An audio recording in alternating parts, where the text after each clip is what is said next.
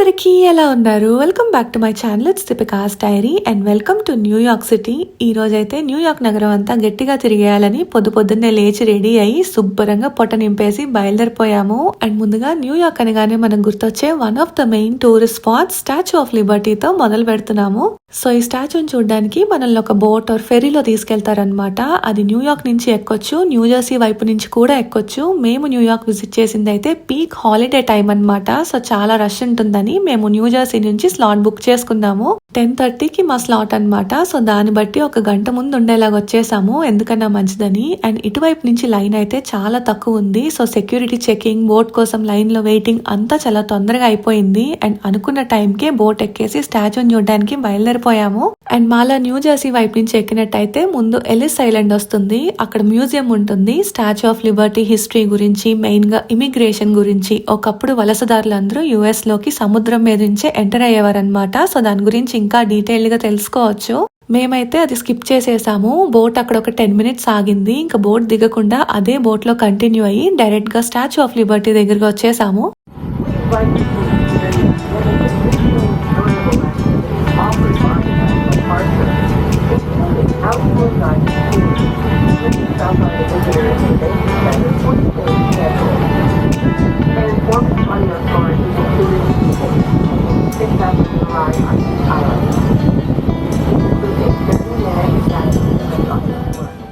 ఇప్పుడైతే స్టాచ్యూని ఇంకా దగ్గర నుంచి చూస్తూ అసలు దాని కథ ఏంటో తెలుసుకుందాము. సో July 4th, 1776 అమెరికాకి స్వాతంత్రం వచ్చిన రోజు. అండ్ అక్కడి నుంచి ఒక 100 సంవత్సరాల తర్వాత ఆ 100 years ఆఫ్ ఇండిపెండెన్స్ ని సెలబ్రేట్ చేయడానికి, అలాగే as a symbol of peace and friendship France అమెరికాకి ఇచ్చిన గిఫ్ట్ అన్నమాట ఈ స్టాచ్యూ ఆఫ్ లిబర్టీ. దీన్ని ఫ్రెడరిక్ బార్తోల్డీ అనే ఒక అతను ద ఫేమస్ ఐఫిల్ టవర్ కట్టిన గుస్టావ్ ఐఫిల్ సహాయంతో కలిసి నిర్మించారు. అండ్ ఇది అమెరికా స్వేచ్ఛ స్వాతంత్రానికి చిహ్నంగా ఇచ్చిన గిఫ్ట్ కాబట్టి స్టాచ్యూలో దానికి సంబంధించిన డీటెయిల్స్ కూడా చాలా ఉన్నాయి. స్టార్టింగ్ విత్ ఒక చేతిలో బుక్ ఉంటుంది స్టాచ్యూకి. దాని మీద USA independence date July 4th, 1776 అని రాసుంటుంది. అండ్ ఇంకొక చేతిలో వెలుగుతున్న టార్చ్ ఉంటుంది, అంటే అది స్వాతంత్రం వైపు దారి చూపుతున్నట్టు. ఇంకా కాళ్ళ దగ్గర ఒక విరిగిపోయిన చైన్ ఉంటుంది. అండ్ ఒక అడుగు ముందుకు వేస్తున్నట్టు ఉంటుంది స్టాచ్యూ, అంటే ఆ బానిసత్వ సంఖ్యలన్నీ తెంచుకుంటూ స్వాతంత్రం వైపు అడుగు వేస్తున్నట్టు అనమాట.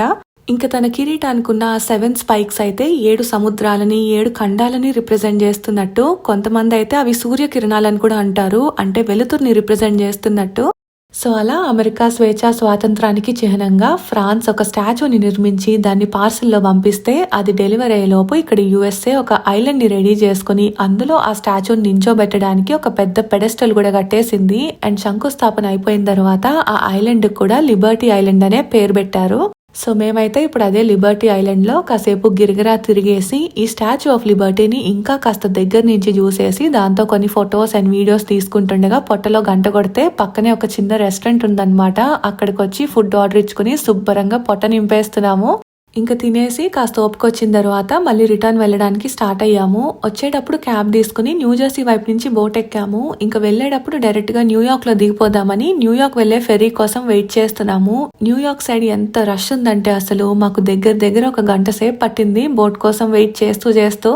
సో యాక్చువల్ గా ఇప్పుడు మా ప్లాన్ ఏంటంటే న్యూయార్క్ నుంచి వచ్చే ఫెరీ అయితే ముందు స్టాచ్యూ దగ్గర ఆగి తర్వాత ఎలిస్ ఐలాండ్ లో ఆగుతుందన్నమాట. ఎలాగో ఇక్కడ స్టాచ్యూ చూసేసాము అండ్ లంచ్ కూడా అయిపోయింది కాబట్టి ఎలిస్ ఐలాండ్ లో దిగుదాం అనుకున్నాము. కానీ అక్కడ ఇంతకన్నా రష్ ఉంది. సో బోట్ దిగి లోపలంతా తిరిగి మళ్ళీ ఒకసారి గంట సేపు వెయిట్ చేసి బోట్ ఎక్కే ఓపిక లేక మొత్తానికే ఎలిస్ ఐలాండ్ స్కిప్ చేసేసాము అండ్ డైరెక్ట్ గా బ్యాటరీ పార్క్ న్యూయార్క్ లో దిగిపోయాము. ఇంకా అక్కడి నుంచి మన నెక్స్ట్ స్టాప్ అయితే రోజ్వెల్ట్ ఐలాండ్ ట్రామ్వే అని ఒకటి ఉంది, అక్కడికి వచ్చాము. న్యూయార్క్ వస్తున్నప్పుడే మేము మెయిన్ టూరిస్ట్ అట్రాక్షన్స్ కాకుండా చిన్న లోకల్ అట్రాక్షన్స్ ఏమన్నా ఉన్నాయా అని చూస్తే ఇది ఒకటి కనిపించింది. సో ట్రై చేద్దాం అనుకున్నాము. అండ్ ఇదైతే ఒక కేబుల్ కార్ లాంటిది అనమాట. రివర్ మీద నుంచి వెళ్తుంది. వ్యూ మాత్రం అదిరిపోయింది. నాకు చాలా నచ్చింది ఇది. బుడ్డోడు కూడా చాలా బాగా ఎంజాయ్ చేశాడు. But the only thing is ఇది చాలా షార్ట్ రైడ్ అనమాట. జస్ట్ రివర్ కి ఒక వైపు నుంచి ఇంకొక వైపుకి వెళ్తాం కాబట్టి చాలా తొందరగా అయిపోతుంది. హార్డ్లీ 7 minutes పట్టింది వెళ్ళడానికి అండ్ తిరిగి రావడానికి ఇంకొక 7 minutes. ఇంకాస్త ఎక్కువసేపు ఉండుంటే బాగుంది అనిపించింది. కానీ ఉన్న ఆ పావు గంట మాత్రం వ్యూ అయితే చాలా బాగుంది. ఇంకా నైట్ టైం వ్యూ అయితే అదిరిపోతుంది. సో అలా కాసేపు రిలాక్స్డ్‌గా కూర్చుని సిటీ వ్యూస్ చూడడానికి మాత్రం ఇదైతే చాలా బావుంటుంది. డెఫినెట్‌గా ట్రై చేయొచ్చు. ఇంకా మేమైతే ఇక్కడి నుంచి డైరెక్ట్‌గా రూమ్‌కి వెళ్ళిపోయి కాసేపు రెస్ట్ తీసుకొని మళ్ళీ సాయంత్రం మేడమ్ టుసాట్స్‌కి వచ్చేసాము. ఇది యాక్చువల్‌గా అయితే మా ప్లాన్‌లో లేదు. మనం స్టాచ్యూ ఆఫ్ లిబర్టీ విజిట్ చేయడానికి మినిమమ్ హాఫ్ డే పట్టేస్తుంది. సో టైర్డ్ అయిపోతామని సాయంత్రం కొంచెం ఫ్రీ పెట్టుకున్నాము. అంతగా ఓపిక ఉంటే ఏదైనా దగ్గరలో చూద్దామని. సో ఈ మేడమ్ టుసాట్స్ అయితే మా హోటల్ పక్క సందులోనే ఉందన్నమాట. అండ్ మెయిన్ పార్ట్ ఏంటంటే దీనికి మాకు కాంప్లిమెంటరీ టికెట్స్ వచ్చాయి మేము ఉంటున్న హోటల్ నుంచి. అందుకని సరే దగ్గరలోనే ఉంది కదా అని చూద్దామని వచ్చాము. అండ్ ఈ ప్లేస్ స్పెషాలిటీ ఏంటంటే ఇక్కడ famous celebrities, singers, actors, politicians, professions తో సంబంధం లేకుండా అందరిమీ వ్యాక్స్ తో చేసిన స్టాచ్యూస్ ఉంటాయి. నేనైతే ఇదే మొదటిసారి అనమాట మేడమ్ టుసాట్స్ విజిట్ చేయడం. So I was very very excited. In fact నాకు తెలిసిన కొంతమంది Hollywood actors and Bollywood heroes వి స్టాచ్యూస్ ఉన్నాయి. సో వాళ్ళందరితో కొన్ని ఫొటోస్ అండ్ వీడియోస్ తీసుకుని నేను కూడా ఒక సెలబ్రిటీ లాగా ఫీల్ అయ్యాను. అండ్ నాకు ఇక్కడ నచ్చిన ఇంకొక విషయం ఏంటంటే కొన్ని వాటికి జస్ట్ స్టాచ్యూస్ లా కాకుండా ఒక సెట్ కూడా వేశారనమాట. సో ఒక late night TV show set ఒకటి, ఒక న్యూస్ ఛానల్ సెట్ ఒకటి, అండ్ ప్రెసిడెంట్ ఆఫీస్ సెట్ ఒకటి. నిజంగానే ప్రెసిడెంట్ ఆఫీస్ లో మనం ఉంటే ఎలా ఉంటుందో అలానే అనిపించింది. సో అన్ని దిక్కుల్లో క్యారెక్టర్ లోకి దూరి మరీ పర్ఫామ్ చేశాను. నా పర్ఫార్మెన్స్ చూసి బుడ్డోడు కూడా కాసేపు వాడి ఫ్యూచర్ ఊహించుకున్నాడు. ఇంకింతకు మించి ఎక్సైటింగ్ గా ఏముంటుందిలే చూడడానికి అనుకునే లోపు అప్పుడు ఎంటర్ అయ్యాము హారర్ సెక్షన్ లోకి. If you don't know, I'm a huge horror movie fan. నాకు హారర్ మూవీస్ అంటే చాలా ఇష్టం. అర్ధరాత్రి కొరియాలో కూర్చుని దెయ్యాల సినిమాలు చూస్తాను నేను. సో ఇందులోకి ఎంటర్ అయిన వెంటనే నా ఫేస్ అయితే ఒక 1000 వాట్స్ బల్బ్ లాగా వెలిగిపోయింది. అండ్ వాటిలో నేను బాగా రిపీట్ లో చూసిన సినిమాలవే ఇక్కడ సెట్ వేసి పెట్టారు. సో ఈ క్యారెక్టర్స్ అన్ని నాకు తెలుసు కాబట్టి ఇంకా ఎక్సైటింగ్ గా అనిపించింది. And this was my favourite part. Annabelle అక్కడే రూమ్ డిజైన్ చేసి పెట్టారు. మీలో ఎంతమంది కాంజరింగ్ సిరీస్ చూసారో లేదో తెలియదు కానీ చూసుంటే డెఫినెట్ గా ఈ క్యారెక్టర్ తో రిలేట్ అవుతారు. యానబెల్ అక్కని ఎన్నో సినిమాల్లో చూపించారు కానీ లైవ్ లో ఇదే మొదటిసారి అనమాట నేను చూడడం. So it was very exciting. And దానికి తోడు కొన్ని స్పెషల్ ఎఫెక్ట్స్ కూడా యాడ్ చేశారు. సో నిజంగానే ఒక హారర్ మూవీలో మెయిన్ క్యారెక్టర్ ఫీల్ వచ్చింది నాకు. Every horror movie lover dream ఇది. నాకైతే ఇక్కడ ఫుల్ఫిల్ అయిపోయింది. ఇంకా చెడును అంతం చేయడానికి మంచి కూడా ఉండాలి కాబట్టి లాస్ట్ లో బుడ్డోడికి ఇష్టమైన సూపర్ హీరో సెక్షన్ పెట్టారు. హారర్ మూవీ సెక్షన్ లో నేను బాగా ఎంజాయ్ చేశాను. సూపర్ హీరో సెక్షన్ లో బుడ్డోడు బాగా ఎంజాయ్ చేశాడు. వాడికి ఇష్టమైన సూపర్ హీరోస్ అందరికి హాయ్ చెప్పేసి కొన్ని ఫొటోస్ తీసుకున్నాడు. ఇంకిక్కడతో చూడ్డానికి కూడా అంతా అయిపోయింది. ఒక 2.5 గంటలు మేడమ్ టుసాట్స్ అంతా తిరిగేసాము. అండ్ ఇక్కడతో మా ఓపిక కూడా అయిపోయింది. సో ఇంకా వెళ్ళిపోయే ముందు లాస్ట్ లో ఒక 10 minutes super hero movie play చేశారు. అది కూడా చూసేసి బయటకు వచ్చేసి అలా టైమ్ స్క్వేర్ లో నడుస్తూ ఏం తిందామా అని ఆలోచిస్తుండగా టాకో బెల్ కనిపించింది. ఇంకా అక్కడే ఫుడ్ పిక్ చేసుకుని రూమ్ కి వచ్చేసాము. వచ్చిన వెంటనే శుభ్రంగా పొట్ట నింపేసి అందరం పడుకుని పోయాము. ఇంకా తర్వాత రోజు మళ్ళీ కాస్త ఓపిక తెచ్చుకుని మిగిలిన ఊరంతా తిరిగేద్దామని బయలుదేరాము. నిన్న మొన్న నడిచిన దెబ్బకి మాకు కాళ్ళు నొప్పులొచ్చేసాయి. అందుకని ఈ రోజు ముందు కాసేపు కూర్చుని ఊరంతా చూద్దామని బిగ్ బస్ టూర్ సెలెక్ట్ చేసుకున్నాము. ఈ బిగ్ బస్ ఏంటంటే మనకి న్యూయార్క్ సిటీలో ఉన్న మెయిన్ టూరిస్ట్ స్పాట్స్ అన్ని తిప్పి చూపిస్తారు. అండ్ ఇది hop on hop of bus అన్నమాట. సో ప్రతి ఒక్క టూరిస్ట్ స్పాట్ దగ్గర ఆగుతుంది. దీనికంటూ కొన్ని స్టాప్స్ ఉంటాయి. మనం ఏదైనా ప్లేస్ లో దిగి చూడాలనుకుంటే ఆ స్టాప్ దగ్గర దిగేసి ప్లేస్ అంతా చూసుకుని మళ్ళీ అదే స్టాప్ కి వచ్చి వెయిట్ చేస్తే ఇంకొక బస్ వచ్చేస్తుంది. ప్రతి 5 నిమిషాలకి ఒక బస్సు ఉంటుంది. అండ్ దీని టికెట్ కూడా రోజంతా వ్యాలిడ్ ఉంటుంది. రోజులో మనం ఎన్నిసార్లన్నా ఎక్కి తిరగొచ్చు.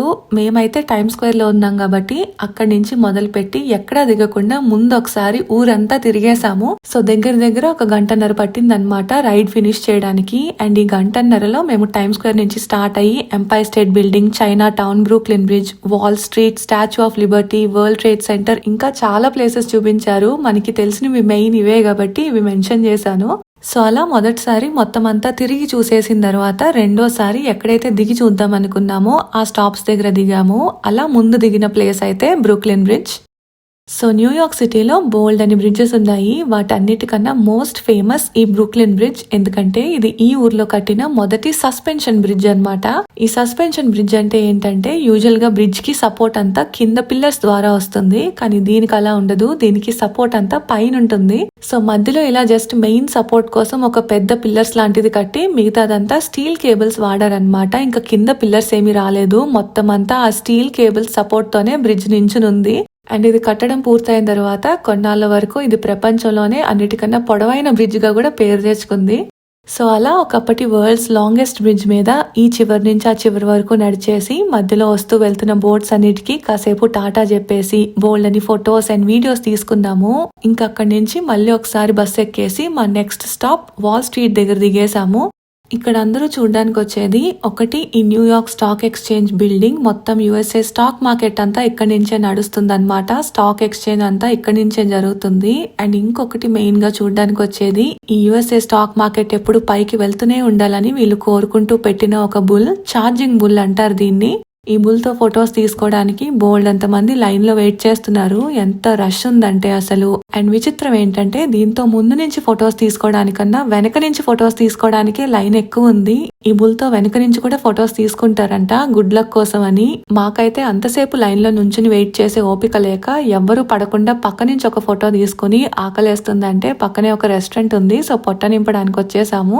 అప్పటికే 3 అయిపోయిందనమాట. సో ఆకలి దంచేస్తుంది. ఇంకా వెంటనే ఫుడ్ ఆర్డర్ ఇచ్చుకుని శుభ్రంగా తినేసి కాస్త ఓపిక వచ్చిన తర్వాత నెక్స్ట్ 9/11 మెమోరియల్ చూద్దామని బయలుదేరాము. ఈ 9/11 మెమోరియల్ అండ్ ఛార్జింగ్ బుల్ రెండు పక్కనే ఉన్నాయి, ఒక 5 to 10 minutes వాకింగ్ డిస్టెన్స్ లో.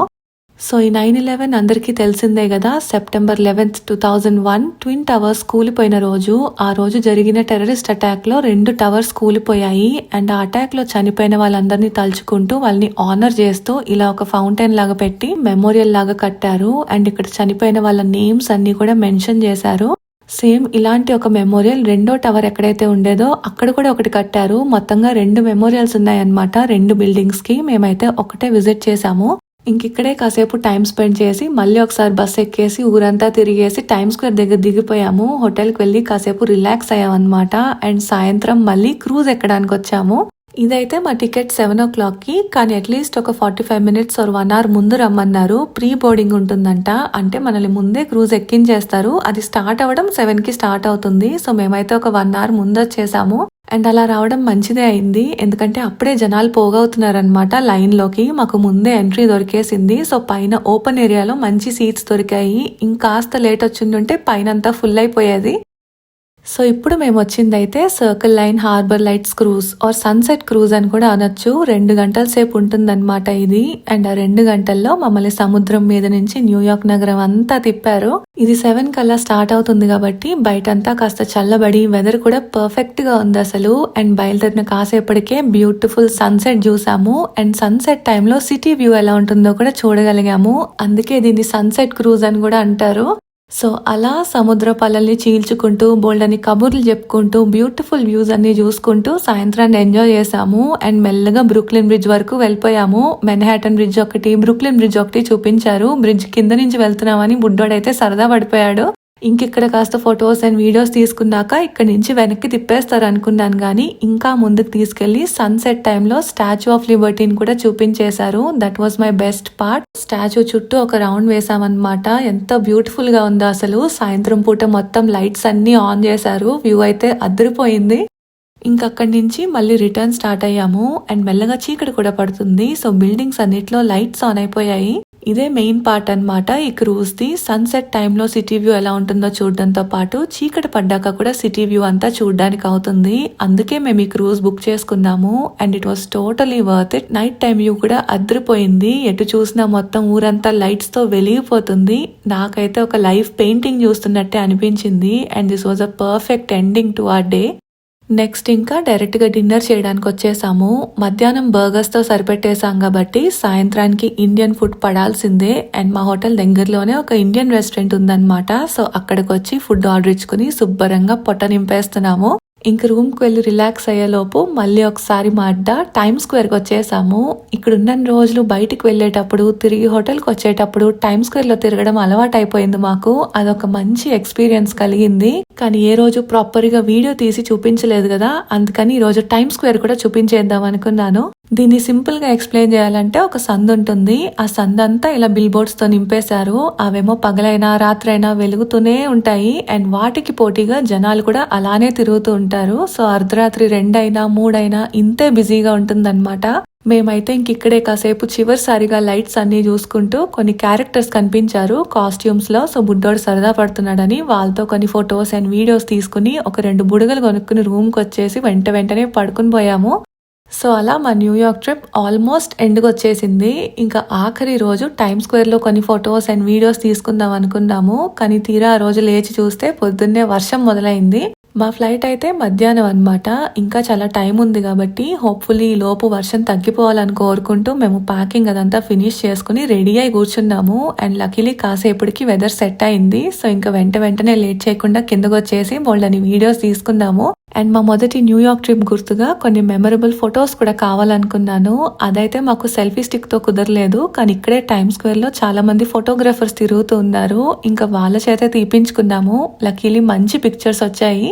అండ్ ఈ లోపు బుడ్డోడికి మిక్కీ మౌస్ మినీ మౌస్ కనిపిస్తే వాళ్ళ దగ్గరికి పారిపోయాడు. సో వాళ్ళతో కూడా కొన్ని ఫొటోస్ తీసుకున్నాము. అండ్ అలా మా న్యూయార్క్ ట్రిప్ ఎండ్ అయింది. మరి వీడియో అయితే మీ అందరికీ నచ్చింది అనుకుంటున్నాను. మొత్తం న్యూయార్క్ అంతా చూసేసిన ఫీలింగ్ అయితే మీకు వచ్చింది అనుకుంటున్నాను. మరి అలా అయితే కింద లైక్ కొట్టి సబ్స్క్రైబ్ బటన్ నొక్కేయండి. చాలా మంది సబ్స్క్రైబ్ అవ్వకుండా చూస్తున్నారంట. యూట్యూబ్ నాకు నోటిఫికేషన్ ఇచ్చింది. సబ్స్క్రైబ్ చేస్తే నాకు ఇంకా మోటివేషన్ వస్తుంది వీడియోస్ చేయడానికి. అండ్ నేను వీడియోస్ పెట్టిన వెంటనే మీకు తెలియాలంటే సబ్స్క్రైబ్ తో పాటు నోటిఫికేషన్స్ లో ఆల్ అనే గంటను కూడా కొట్టేయండి. ఉంటాను మరి. Thank you for watching and see you in the next one.